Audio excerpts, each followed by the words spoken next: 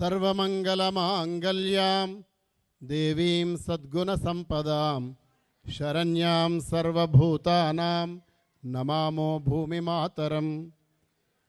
మనమందరం ఇక్కడ నిలబడ్డామంటే ఈ భూమే కారణం. ఈ భూమాతకు ముందుగా నమస్కారం తెలియజేస్తూ వేదిక మీద ఉన్నటువంటి పెద్దలు డాక్టర్ రామ్మోహన్ రావు గారు ఒక అద్భుతమైనటువంటి సందేశాన్ని అందించారు. మనుషులందరూ కూడా ఒకరికొకరు దూరం అవుతున్నటువంటి కాలంలో మీ పిల్లలను చేత్తో పట్టుకోండి అని అన్నారు. చూడండి, ఆ మాట నిజంగా నాకు అద్భుతంగా అనిపించింది.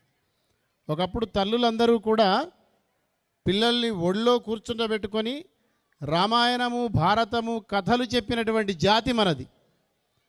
అలాంటి కథలు చెప్పడం వల్లనే జిజియామాత అనేటువంటి ఆమె తల్లి తన ఒడిలో తన కొడుకును కూర్చుండబెట్టుకొని రామాయణ భారత కథలు చెబితే ఆ పిల్లవాడు పెరిగి పెద్దయి ఛత్రపతి శివాజీ మహారాజు అయ్యాడు.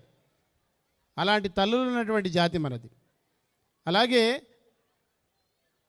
భువనేశ్వరి మాత తన ఒళ్ళో కూర్చుండబెట్టుకొని తన కొడుకు కథలు చెబితే నరేన్ అనేటువంటి ఆ పిల్లవాడు పెరిగి పెద్ద అయిన తర్వాత ప్రపంచాన్నంతా కూడా తన వైపుకు తిప్పుకున్నటువంటి, భారతదేశం వైపు తిప్పినటువంటి స్వామి వివేకానంద తయారయ్యాడు. అలాంటి తల్లులు ఉన్నటువంటి నేలనే మనది. ఈ మధ్యకాలంలో ఈ తల్లులకు పిల్లలకు సంబంధాలన్నీ తెగిపోయినాయి.